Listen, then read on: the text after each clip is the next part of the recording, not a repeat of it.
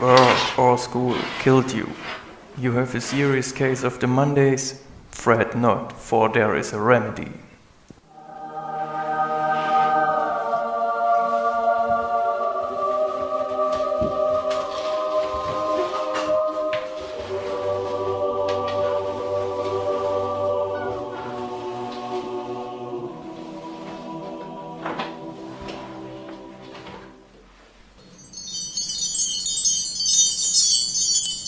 Whoa.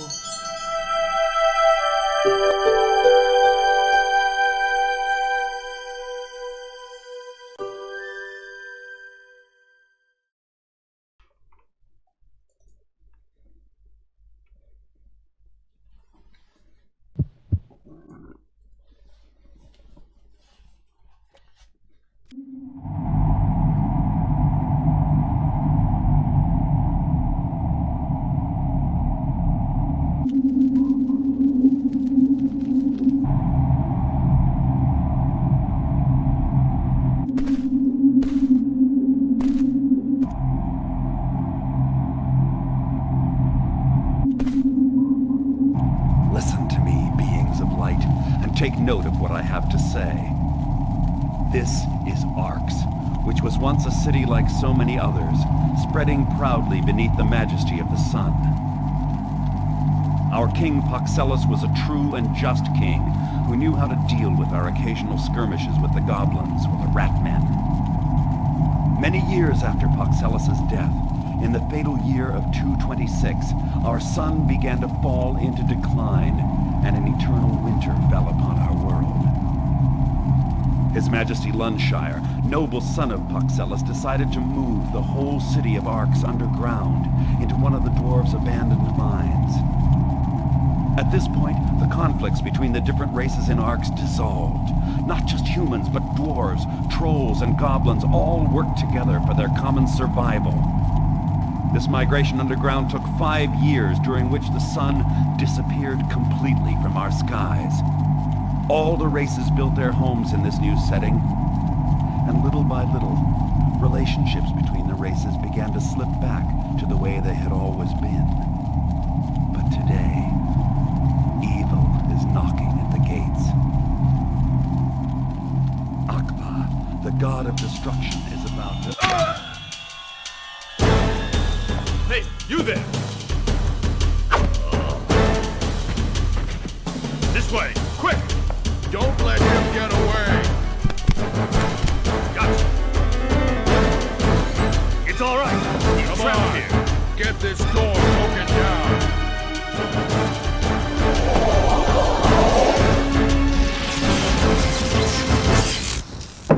So, welcome back, ladies and gentlemen. This was the intro to Arx Fatalis, a role-playing game from 2002.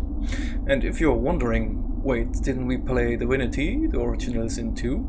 Yes, we played it, but I determined my GPU is a little bit too weak, and so I'll put Divinity on hold for now. I'll get a new GPU in July, so it shouldn't be too much of a problem. Yeah, so we're starting Arx Fatalis, another role-playing game, which is, as you might saw from the intro, an old gym. I don't know if you ever played this over there in the USA, but back here in the EU, or especially in Germany, this game was highly appraised, and I didn't even play it when it was released. I played it when it was for free on a game disc in a PC game magazine, and I really loved it. I recently bought it on Steam, and I thought I'd show it to you. I think it will not take too long. I think 10-20 episodes, maybe more, we'll see.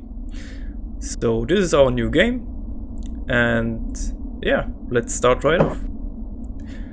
So first off, you can generate the character here, so you can switch the appearance, I don't know why this man has a 5-pointed star on his head, but yeah. So the standard appearance is that one. I'll go with the blonde guy today, and I want to make like a sneaky archer, you know, like Skyrim. Every class you make in the RPG eventually becomes a sneaky archer with a little bit of magic, but yeah, that's how it is. So you got 4 attributes here, and the game is very well documented, as you can see. We've got strength, which determines my damage in close quarter combats and my ability to use heavy weapons or heavy armor. And it has an impact on the object knowledge skill and combat skills. So if we put a point in strength, you can see our combat skill and our object knowledge goes a little bit up. Right. Then you've got mental or intelligence, and this determines our mana pool, our resistance to magic, and we get impact on magic skills like intuition, which shows you hidden objects, ethereal link, which warns you of hostile creatures. So on your minimap you get little red dots. Yeah, and it will show us the opponent's health. Alright. Oh yeah, and a technical skill is basically lockpicking and disabling traps. So yeah. We want to go with dexterity, of course, which gives us higher critical chances, and also we get a bonus of technical skill, stealth and combat skills. So you see, strength gets 2 points to close quarter combat and 1 point to ranged, and dexterity gives 2 to ranged and 1 to close quarters. So there are weapons that need dexterity, like sabers, I think. So everything's fine. And also the game has a very neat sneaking mechanic, which you can exploit to basically cheat your way through the game. For that you need at least 50 points sneaking.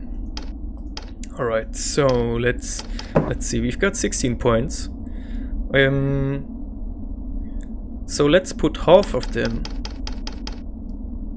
into dexterity, 2 in strength, 4 in constitution, and another 2 into mental. Perhaps give us a little bit more mental, because with object knowledge you can make potions, and probably we will need potions. Okay, so we have 18 skill points left, so let's put most of them in sneaking and the rest of them into archery. The game handles skills like this. There is a little soft cap at 90, so most skills soft cap at 90. A few like combat skills or object knowledge, which you can use to smith weapons, cap out at 120, but sneaking, for example, or magic caps out at 90. So keep that in mind. I think weapon skills cap out at 100. Alright, we are done, and let's go.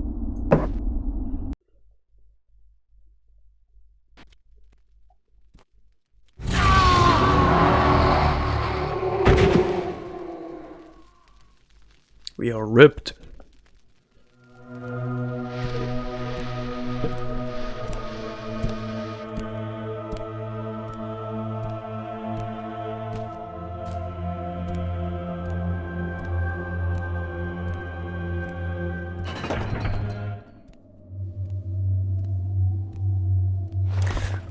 I love how the game throws you in and just makes you, well, be aware of what happened, but you don't really know what to do at first. So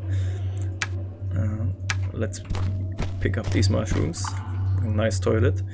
So basically you saw the intro, so something bad is happening apparently, And the guy talking to the gods, well,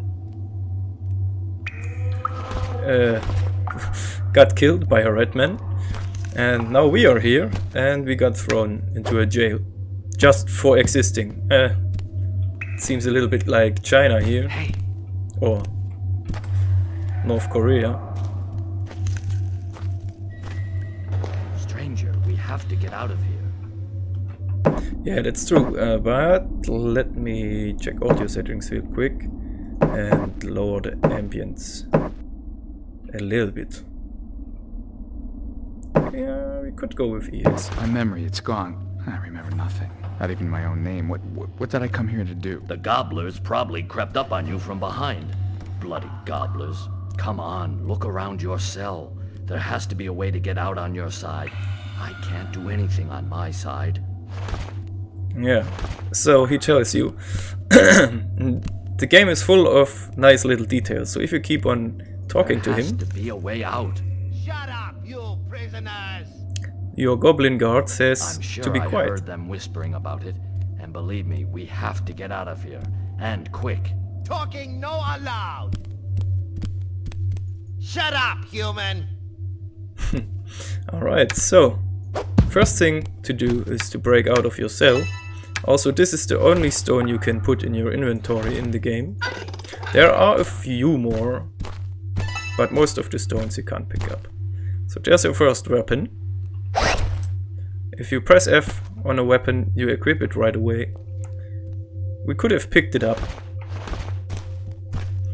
Alright, also you might know Arcane Studios.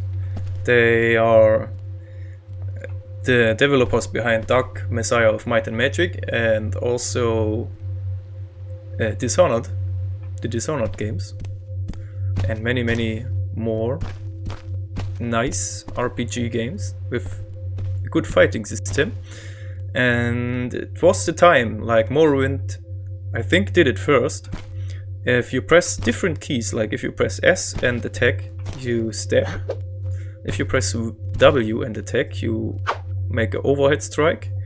And if you press A or D, you do a sideward strike. And depending on your weapon, this will do more damage to your opponent. So let's go with overhead strike. Oi, you! Wah! And of course the blood is very nice in this game. Alright, we apparently decapitated this goblin. And he had the carrot and the message. And I love goblin talk. Me come replies you after me eat. You watching humans, you is be careful with new one, him dangerously looking. Anatoly. Alright. Will you just open my cell? No, leave me alone. Ah, you can get drunk on wine, but for now let's just take everything here. And not the plate. Sometimes placing stuff can act weird. This is a nice chair. This is, as you can see, a weird chair with weird opportunities and properties. You can use it for a cheat run, but I won't tell you how to do that. Perhaps I can show you in a bonus episode. Okay, so let's move on.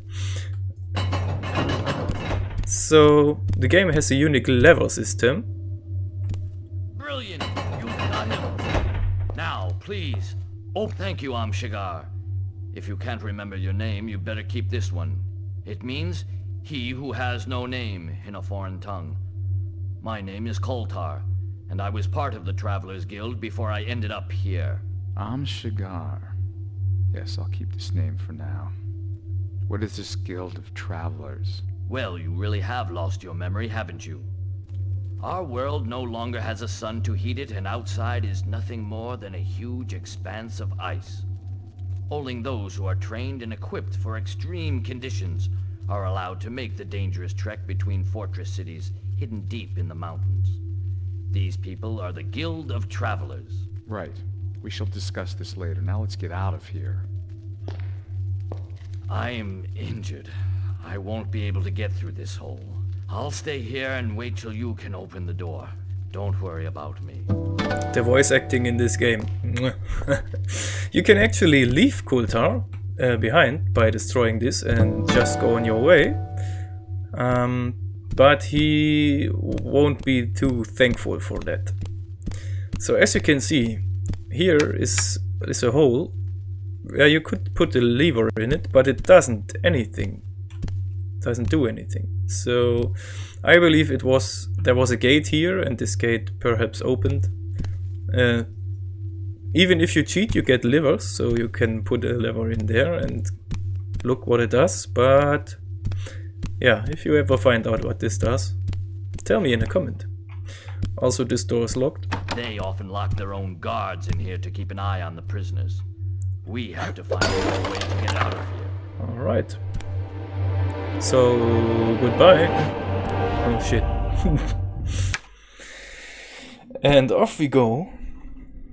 Hello, little mouse. And we drop down. Arx Fatalis takes place in levels. So there are 10 levels to the game. There are some more rocks you can carry. There are 10 levels to the game, and each level is home to a different race. So level 3 is home to the goblins, and level 1 is home to the humans. Okay, so now we found some leather leggings, which give us an armor counter of +2, and they are severely damaged, but for now it will do. And we found our first 2 runes, and we'll consume them right away. And we learned a spell, and this was another thing that made this game the great game it was. Casting is done by pressing Control and then drawing the runes into the screen, basically. So I could draw runes that I don't have, and it will tell me, okay, you drawn the correct rune, but yeah, you don't have it. You did not learn the rune. So magic is really nice in this game, because if you want to cast a spell, you have to cast it out into the open, and then the spell will unfold. So casting is a bit slower, and in most RPG games, if you are a caster class, you can just spam fireballs and send them right away, whereas the archer has to reload his arrows basically, and the fighter can hack away. But in this game, your casting is as slow as the close quarters combat. You get one little trick up your sleeve. You can save 3 spells. So either by reading a scroll or by casting. Nice that they put the weapon in your hand if you have it drawn. So if we cast these 2 runes and I press shift, you see there appeared a little rune, the rune from the spell, on the lower left corner of the screen. So you can cast and remember up to 3 spells before combat. So the 2 runes that we just got are Arm, which means summon, and we got Yoke, which means fire. So you probably know where this is going. You don't need any game guide or something like that to get all the spells. You can just mix and match, and eventually, if your magic value is high enough, you will learn the spells for yourself without anything. But you can play a character with like 10 magic and just piece together the rune words. Like Arm Yoke is summon, fire, and tar. Tar means bullet, I think. So this would be a fireball. I can't cast this spell yet. Right, and Aem'Shagar said he can't cast the spell yet because he doesn't have the rune. But, for example, there is... so let's cast a fire spell right now. So summon fire means you will light any light source in the near vicinity So if you have a torch in your inventory, you can light it up by hand, or you can lay it on the ground. It's quite a useless spell, because we are a sneaky character and lighting up torches. Yeah, but there are spells to summon demons, and if your magic value is quite low, you will summon a chicken instead, so yeah. So basically you are most of the time capable to cast all spells that you want. You are basically never out of mana. You're only out of mana if you cast 5 fireballs in a row or something. So if you play a caster class, there will be a time where you theoretically can be out of mana, but if you skill correctly, most of the time you will have no problem. Food is also very important in this game, so loot every enemy. Here's your first secret. So apparently if you try to move this elevator, Something is wrong. something is wrong, right? And here are 2 pressure plates.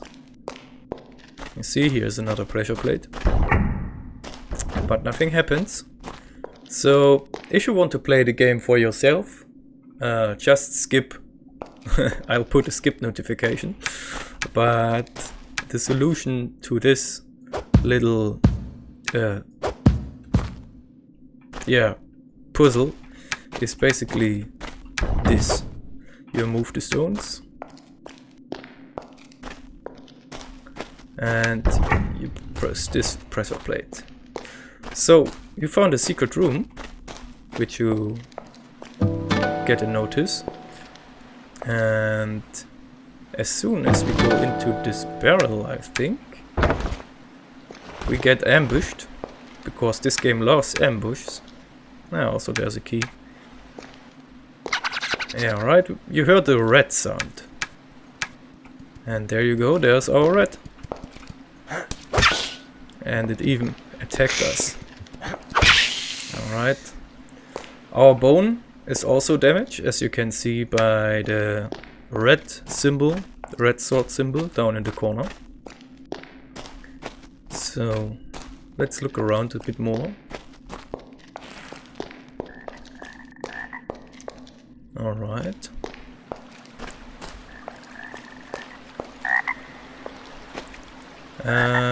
Oh, I mixed up my old-fashioned sense of direction here. Let's come back to that waterfall later.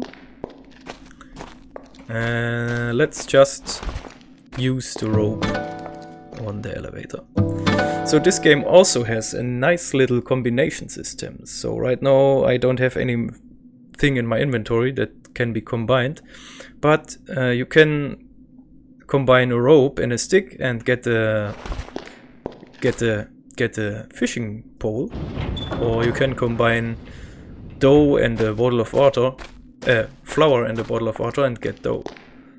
So let me see here. Right, this is the right direction, I think. No, it's not.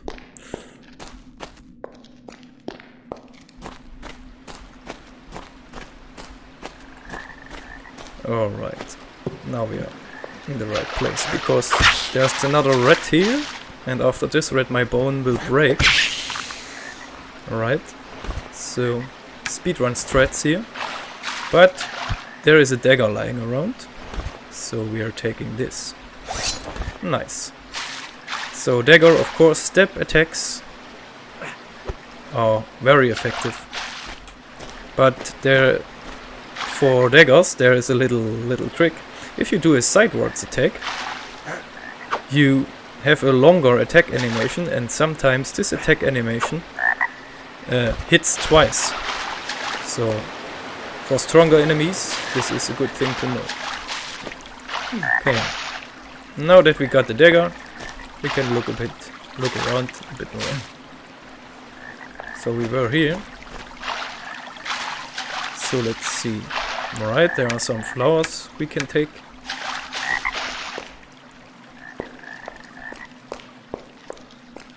And also we find a corpse with a scroll. If you don't know what a scroll does, aha, magic missile, right?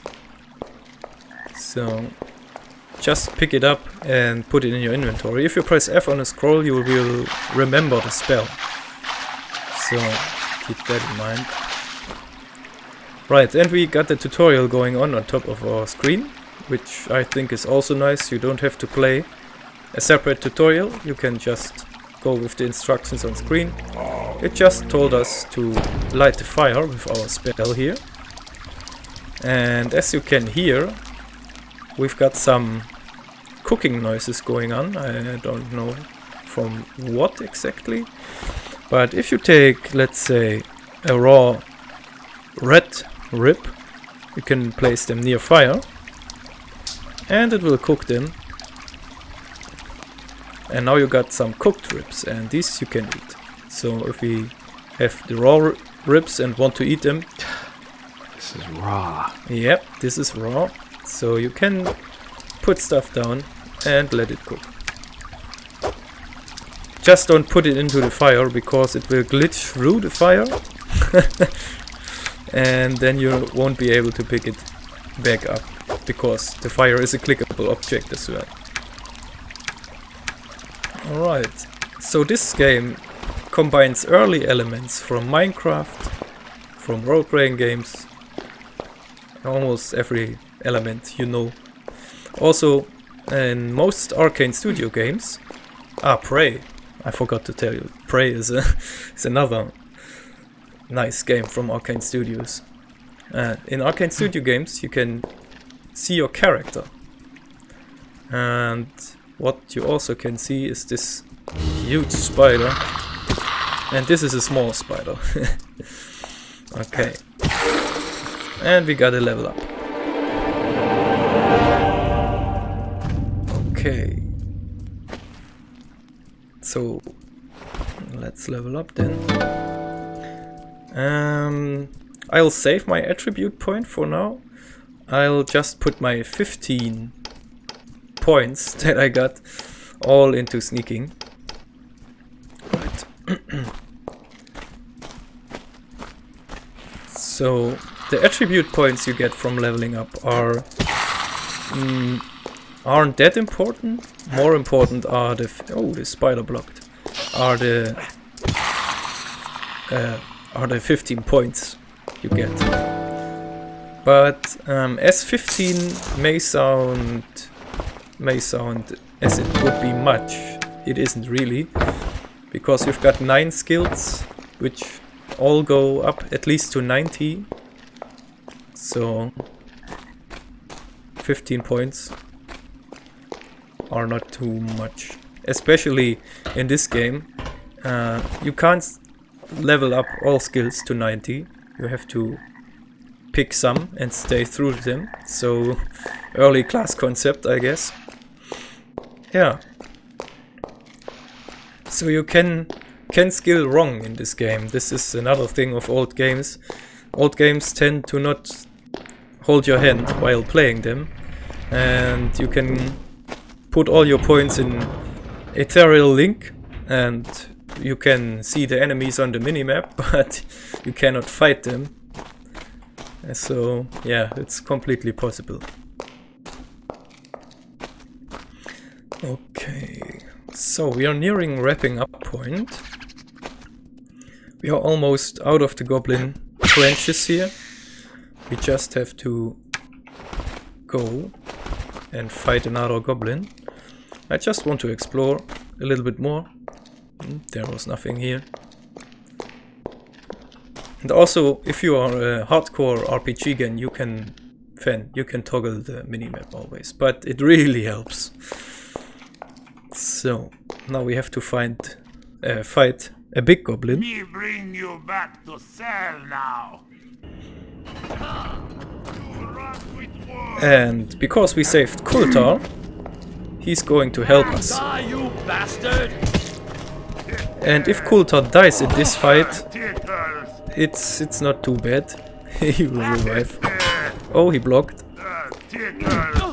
And if you get hit by an enemy and it was a particular hard blow. Now he got the experience. Aem'Shagar, we got him. Your screen will shake. Alright, so remember the key we found earlier? This is for this door. And what this does is give you some flour. So, congratulations. And a rolling pin, of course. Some chicken drumsticks. But most importantly, a fresh dagger. So, we can throw this old one away. And we found a little bit of water. But I'll show you the tricks and the traits of making pastries and cakes in the next episode. So yeah, we found the lever now. And also this is a fireplace, if you didn't notice. So now we just have to open the door and the lever hole is here. Right. So you could have used this lever and this rope to make a fishing rod and you can soft lock yourself, so don't do it. Also there are earthquakes which have their own reason for existing. Just after you went through the hole, I heard a noise. So I hid and waited till the goblin came in. This time I got the drop on him, sneaky bastard. Right.